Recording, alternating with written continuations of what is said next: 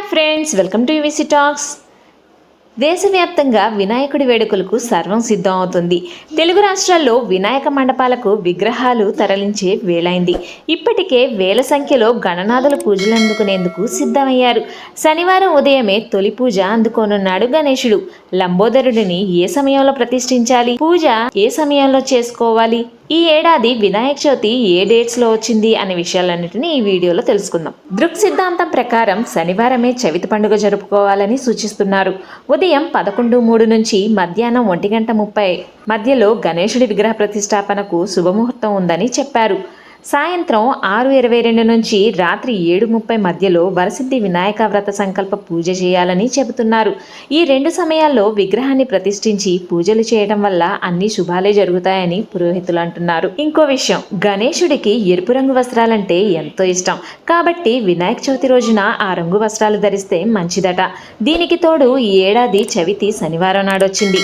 శనివారానికి అధిపతి శనీశ్వరుడు కాబట్టి ఆయనకు ఇష్టమైన నీల రంగు దుస్తులు ధరించిన మంచిదని చెబుతున్నారు కొందరు. కాబట్టి రేపు ఎరుపు లేదా నీలం రంగు వస్త్రాలు ధరిస్తే మంచిదట. పూజలో భాగంగా జిల్లేడు ఒత్తుల దీపం వెలిగించాలని పండితులు సూచిస్తున్నారు. ప్రమిదలో కొబ్బరి నూనె పోసి 5 జిల్లేడు ఒత్తులు విడిగా వేసి దీపం పెడితే వినాయకుడి అనుగ్రహం సంపూర్ణంగా మనపై ఉంటుందట.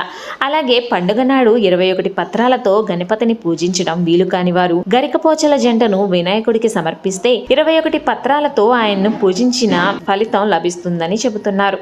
భాద్రపద శుద్ధ చవితి నాడు ప్రజలు ప్రాతకాలమునే లేచి స్నానాధికాలు పూర్తి చేసుకుని శుభ్రమైన వస్త్రాలను ధరిస్తారు. గణేశుడి పూజ కోసం ఒక మండపం ఏర్పాటు చేస్తారు. ఆ మండపంలో ఒక వేదికను ఏర్పాటు చేసి దాని మీద బియ్యం పోస్తారు. ఆ బియ్యం మీద గణేశుడి ప్రతిమను ఉంచుతారు. మట్టితో చేసిన గణేశుడి ప్రతిమ చాలా శ్రేష్టం. మంత్రపూర్వకంగా పూజించుకుంటారు. పూజకు దుర్వాపత్రాలు అనగా గరికపోచలు, పూలు వాడతారు. గణేశుడికి 21 సంఖ్య చాలా ప్రీతికరం కనుక 21 పత్రాలతో గణేశుడిని పూజిస్తారు. భక్తుల మనోరథాలను సిద్ధింపజేస్తాడు కనుక ఆయనను భక్తులు సిద్ధి వినాయకుడు అని పిలుచుకుంటారు. వినాయకుడికి కుడుములంటే చాలా ఇష్టం కావున నైవేద్యంలో 21 కుడుములు స్వామికి సమర్పించాలి. 5 కుడుములు దేవుడి దగ్గర ఉంచాలి. పూజానంతరం పూజా సామాగ్రిని బ్రాహ్మణునకు దానంగా ఇవ్వాలి. గణేష్ చతుర్థి నాడు ఆయనను ఆరాధించి వ్రతకథను వినడం వలన దోషాలు, అపనిందలు, ఆటంకాలు మొదలైనవన్నీ తొలగిపోతాయి.